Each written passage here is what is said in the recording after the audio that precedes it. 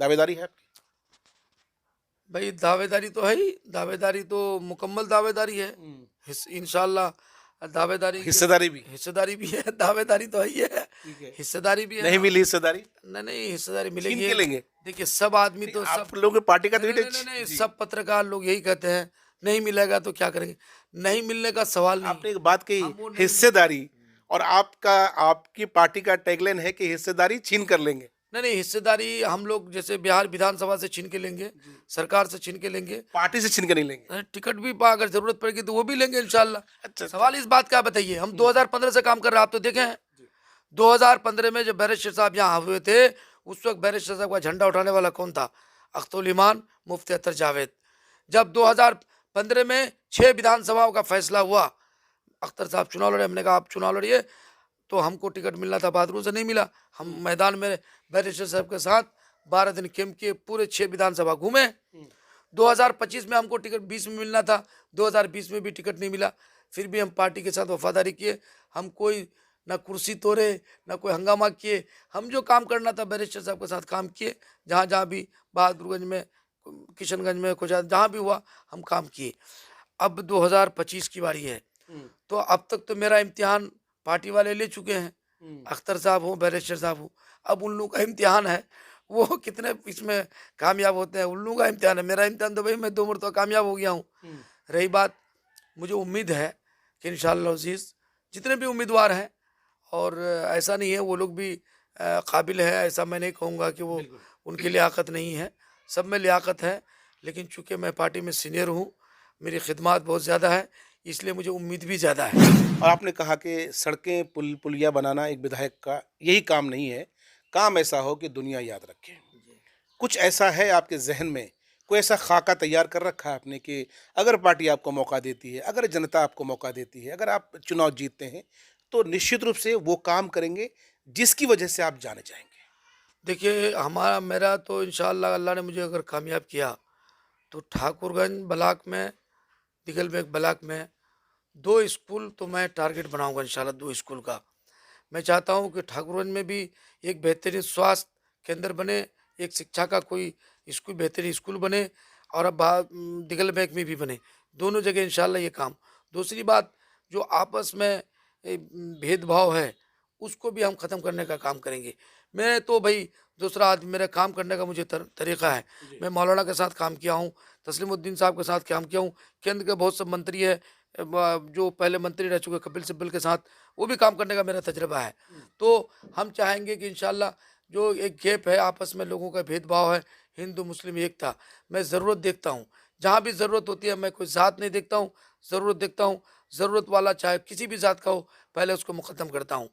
उसके अलावा मौजूदा सूरत हाल में मैं ठाकुरगंज दिगलबैग का ऐसा ऐसा काम किया हूँ, लोग आज जो लोग मैदान में घूम रहे हैं, बहुत लोगों को मैं कुछ कहना नहीं चाह रहा हूँ। मैं अपना काम मेरा इतना है, अगर मैं उसी को बयान करूँ तो मुझे 2-4 घंटे लग जाएंगे, जो काम मैं किया हूँ। तो मैं वही काम बताना चाह रहा हूँ। मैं कहीं अभी देखिए यहाँ पर हाईवे में काम चल रहा है, जी।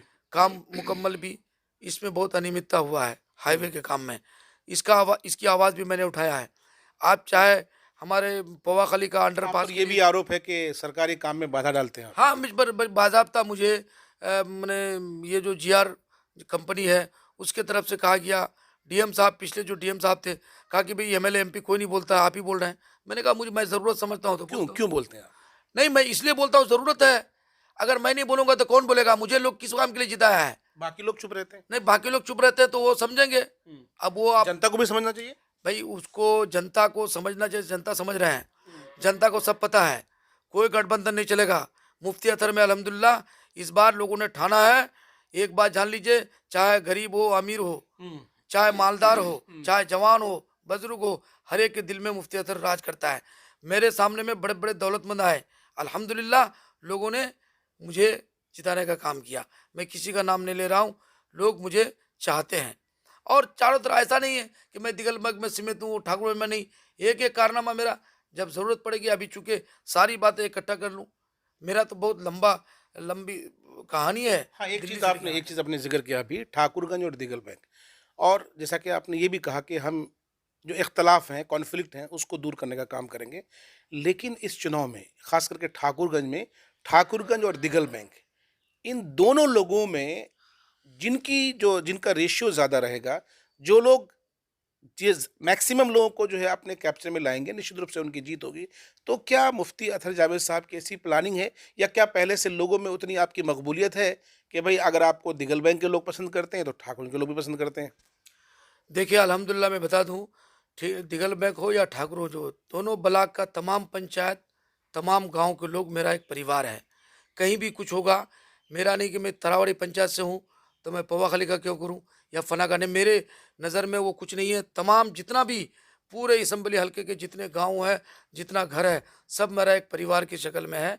और इंशाल्लाह हर एक के यहाँ जब जब भी मुझे बुलाया जाएगा, मैं वहाँ पर इंशाल्लाह जाऊँगा। मैं जाता ही हूँ। आप मेरे गायबाना में पूछ लीजिए कि जितने भी उम्मीदवार बनना चाह रहे हैं या जो लोग पूर्व में रहे, किसी से काम करने में, बोलने में, लड़ने में, ब्लॉक में हो, जिला में हो, पंचायत में हो, कहीं मैं पीछे नहीं हूँ, 2 कदम मैं आगे हूँ। काम कर रहा हूँ, डंके की चोट पे कर रहा हूँ। मैं किसी का डर, ना किसी का खौफ। अच्छा, आपने एक बात कही कि अगर आपको मौका मिलता है, आप जीतते हैं, तो आप एजुकेशन को प्रायोरिटी देंगे और एजुकेशन के सेक्टर में काम करेंगे। एजुकेशन के साथ-साथ हेल्थ सेक्टर में काम करने की आवश्यकता है, ज़रूरत है। यहीं आप ही के ठाकुरगंज में जो है एक गाँव है, जहाँ पिछले दिनों जो है जापानी इंसेफेलाइटी बीमारी से 3 या 4 बच्चों की मौत हो गई, है ना? तो अवेयरनेस की ज़रूरत है। यहाँ पे हॉस्पिटल नहीं है, लोगों को जो है किशनगंज ले आना पड़ता है, रास्ते में लोगों की मौत हो जाती है, डिलीवरी रास्ते में हो जाती है। नहीं लगता है कि साहब एक अरसा गुज़र गया और एक बढ़िया-सा हॉस्पिटल नहीं है साहब।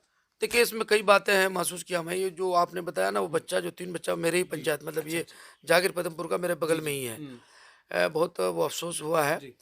तो अब रही बात ये कि कुछ कमियां हम लोगों में भी है। क्या कमी है? आम लोगों में ये कमी है, जी। लोगों का तसव्वुर है कि अगर सरकारी हॉस्पिटल में जाएंगे हुँ, तो हमारा काम नहीं होगा। हुँ। हालांकि सदर हॉस्पिटल है और भी हॉस्पिटल है, जैसे पीएससी, वो ये जो अपना ब्लॉक का जो हॉस्पिटल सब है, हुँ। तो कुछ लापरवाही तो है, लेकिन कुछ लोग जाना नहीं चाह रहे हैं, कुछ लोगों को भरोसा ही नहीं है।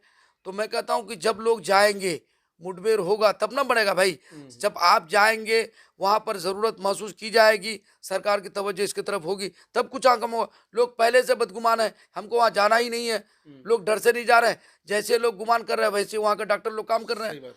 तो ये भी करना पड़ेगा। मैं खुद कई मरतबा खुद अपने इलाज के लिए वहाँ जाता हूँ। मुझे भी अपने एक बच्चे की पैदाइश मेरा सरकारी हॉस्पिटल में हुआ है। तो कहने का मतलब, आदमी जाए तो उसको पता चले, हुँ। और जाएंगे। मैं कहता हूँ, अल्लाह ने अगर मुझे कामयाब किया, सरकारी हॉस्पिटल का हो या ब्लॉक का मामला हो, इसमें शफाफियत लाने की भरपूर कोशिश करूँगा। मैं कहता हूँ, एक एमएलए अगर चाहेगा तो कोई कॉमनल फीलिंग नहीं कर सकता है। एक एमएलए चाहेगा, कोई दारोगा, गैर कानूनी कोई दारोगा गलत एफआईआर नहीं कर सकता है, अगर एमएलए चाहेगा तो। लेकिन नहीं चाहेगा, जिस पर चाहे एफआईआर कर दे, जिसका केस लेना चाहे ले, मर्जी है। चलिए, घूम आपने रहा है। स्कूल का ज़िक्र किया कि स्कूल बनाएँगे। हम ये समझना चाहेंगे कि हमारे यहाँ के बच्चे, चाहे आप जामिया चले जाइए, अलीगढ़ चले जाइए, दारुल उलूम देवबंद चले जाइए, पटना चले जाइए, जहाँ-जहाँ पर एजुकेशन का सेटअप है, वहाँ पर हमारे बच्चे मैक्सिमम होते हैं। और यहाँ की जो फैमिलीज़ हैं, यहाँ के जो गार्जियन हैं, बेचारे बहुत ज़्यादा जो है पैसे वाले नहीं हैं, अपना पेट काट करके अपने बच्चों को पढ़ाते हैं। क्या कोई ऐसा शख्स खड़ा होगा इस सीमांचल से, जो ये कहेगा कि भई लो, मैं अज़्म करता हूँ कि हमारे इलाके में एक बीएड कॉलेज होगा, मैं अज़्म करता हूँ कि हमारे यहाँ पर एक माइनॉरिटी यूनिवर्सिटी होगी, मैं अज़्म करता हूँ कि हमारे यहाँ पर जो है साहब जो आईटी सेक्टर्स की जो पढ़ाई यहाँ पर होगी, ऐसा कुछ है? देखिए, एक बात तो है मेरे मन में है, जो बीएड कॉलेज की बात है हुँ, और इंटर कॉलेज, ये सब कॉलेज के लिए मैं कोशिश में हूँ। मैं अगर कामयाब हुआ ना, हुँ। चाहे गवर्नर से हो, मुख्यमंत्री से हो, लड़ झड़ के जैसे भी हो, इंशाल्लाह ये काम करने की मुझे सलाहियत है, मैं लेके आ सकता हूँ। मैं जब जिला पार्षद हुआ था पिछले टर्म में, जब पहली बार, तो मैं कई हाई स्कूल बनवाया। जिसको नहीं आ रहा था, मैं उसको हाल बनाने का काम किया। जागीर पदमपुर में मैं 3 ऐसी जगह पर, जहाँ पर मंदिर है, वहाँ लोग आते हैं, वहाँ पर भजन भी होता है, उन लोगों का प्रोग्राम होता हाँ, है, रिलीजियस प्रोग्राम तो होता है। उनका रिलीजियस प्रोग्राम होता है। वहाँ की सुविधा के लिए मैंने 3 जगह पर, जागीर पदमपुर में, एक चुराकुट्टी में, सोमनी हाट में, एक पदमपुर नया टोला में, हमने बिल्कुल मंदिर के कैंपस में मैंने वो शौचालय बनवाया, कम्युनिटी वाला, राहत के लिए राहत आपको के ना? लिए, हुँ। ताकि कोई भी आए। बहुत लोग आते हैं दूर दराज से, अब महिलाएं आती है तो उन लोगों को बाथरूम वालों के लिए परेशानी होती है, तो मैंने बनवाया। हम मस्जिदों के सामने भी, कैंपस में भी बनवाया, स्कूल में भी बनवाया, मदरसों में भी बनवाया, जगह जगह जहाँ जरूरत अच्छा, पड़ती बनवाते हैं। मजलिस के एक भावी प्रत्याशी हैं जिनका मैंने पिछले दिनों इंटरव्यू किया, तो मैंने उनसे एक सवाल किया था। मैंने उनसे पूछा कि आप जिस विधानसभा के लिए तैयारी कर रहे हैं, यहाँ पर जो नॉन मुस्लिम भाई है, हिंदू भाई हैं, उनकी अच्छी खासी आबादी है और उनका वोट बहुत ज़्यादा मायने रखता है। तो आपकी तरह वो भी जो है बता रहे हैं कि साहब 2020 से ही पॉलिटिक्स में एकदम कंप्लीटली सक्रिय हैं, मुखिया भी रहे, प्रमुख भी रहे और शायद अभी भी मुखिया हैं, उनकी वाइफ। तो उनका ये कहना है कि आज भी उनके क्षेत्र के 60% जो हिंदू हैं उनको वोट करते हैं। समझना चाहेंगे कि क्या मुफ्ती अतर जावेद साहब ने अपने सियासी काल में इस तरह की पॉलिटिक्स की, जहाँ पर ठीक है आप मुफ्ती हैं अलग चीज़ है, लेकिन आपके प्रति लोगों का रुझान, नॉन मुस्लिम्स का रुझान मैक्सिमम हो? बहुत है। मैं 3 मर्तबा चुनाव जीता और तीनों मर्तबा मुझे नॉन मुस्लिम भी उम्मीदवार हुआ, लेकिन हमेशा वो शिकस्त खाया, लोगों ने मुझे वोट दिया। लोग अब तो तो कहते हैं कि हिंदू जो है मुसलमान को वोट नहीं करता। अरे भाई देखिए ऐसा है, ऐसा है वो क्या? लोग कहते देखिए, हर ज़माने में कुछ ना कुछ इधर-उधर रहता ही है, लेकिन मुझे वोट मिलता है मुस्लिम, सिख, ईसाई तमाम मज़हब के लोगों का वोट मुझे मिलता है अल्हम्दुलिल्लाह, ऐसा कुछ नहीं है। रही बात कि और ख़ास तौर पर मीडियम क्लास का, जो गरीब लोग हैं, मज़दूर क्लास के लोग हैं, पंजाब, पूरी दिल्ली, बम्बई, जहाँ-जहाँ भी है, उन लोगों का वोट मुझे एक तरफ़ा मिलता है, चाहे किसी भी कम्युनिटी का हो, मिलता है हमको। क्यों मिलता है? मैं हमेशा लोगों के दुःख दर्द में रहता हूँ, मरने से पहले, मरने के बाद, और हमेशा मैं लोगों को पहचानता हूँ। मैं नाम से, चेहरा से, गाँव से, हर चीज़ से नहीं, पहचानता हूँ। एक चीज़ मैं समझना चाहूँगा, देखिए बारीक सा सवाल है, समझना ही चाहेंगे कि भई आमतौर पर एक कॉन्सेप्ट है कि भई मुसलमान जो है बीजेपी को वोट नहीं करते। आमतौर पर लोग मानते हैं इस बात को कि मुसलमान बीजेपी को वोट नहीं करते हैं। अब तो ललन सिंह ने कह दिया कि भैया जेडीयू को जो है मुसलमान वोट नहीं करते हैं। मैं ये समझना चाह रहा हूँ कि आमतौर पर जो मुसलमान ये सोचते हैं कि भाई हिंदू बीजेपी के अलावा किसी को वोट नहीं करते हैं। मुफ्ती अतर जावेद साहब लंबे समय से पॉलिटिक्स में सरगर्म हैं। माशाल्लाह आपकी दाढ़ी है, टोपी है, कुर्ता पजामा है। क्या ये चीज़ें आपकी पॉलिटिक्स में नॉन मुस्लिम्स के लिए कभी बाधा आता है क्या? नहीं, कभी नहीं, कभी नहीं। अलग बात है पार्टी की बुनियाद पर कोई किसी को दे दे, लेकिन व्यक्तिगत जो वोट देना होता है ना, वो हमको मिलता है और आगे भी मिलेगा। इस बार विधानसभा में आप देख लीजिएगा, अल्लाह ने मुझे मौका दिया ना, बहुत सारे नॉन मुस्लिम जो मेरे से मुंसलिक है, वो हमको भेंट वोट देंगे, क्योंकि मैं भेदभाव कभी करता नहीं हूँ काम में करता नहीं हूँ। और रही बात कि किसको कौन कितना वोट देंगे, कौन कितनी कुर्बानी है, ये तो आने वाले वक्त बताएगा। सारी बातें मतलब मैं आप ही के स्टूडियो में बता दूं, तो कुछ चीज़ें तो अंदर की रहनी चाहिए बाकी। चलिए, बहुत-बहुत शुक्रिया। तो ये थे मुफ्ती अतर जावेद साहब, काफ़ी बेबाकी से अपनी बात रख रहे थे। बहुत सारी गुफ्तगू हमारी हुई और मुझे लगता है कि इस इंटरव्यू में तमाम तर बातें आ गई हैं और दूसरी बातें हम दूसरे एपिसोड में करेंगे।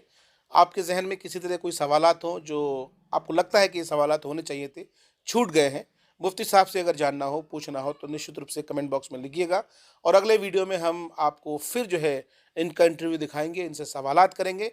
आखिरी सवाल मेरा, इससे पहले भी इंटरव्यू में हमने आपसे कहा था कि अगर क्या उस लीडर के बारे में आपकी क्या नज़रिया है। इस वीडियो में हम ये आपसे जानना चाहेंगे कि मुफ्ती अतर जावेद साहब को लेकर के आप क्या सोचते हैं? क्या आपको लगता है कि ऑल इंडिया मजलिस इत्तेहादुल मुस्लिमीन को इनको बेहतर मानना चाहिए, इनको टिकट देना चाहिए? आपकी नज़र में कौन बेहतर है? अपनी प्रतिक्रिया ज़रूर दीजिएगा। इस वीडियो में इतना ही। वीडियो को फेसबुक पर देख रहे हैं तो जाने से पहले पेज को फॉलो कर लीजिएगा, यूट्यूब पर देख रहे हैं तो चैनल को सब्सक्राइब कर लीजिएगा।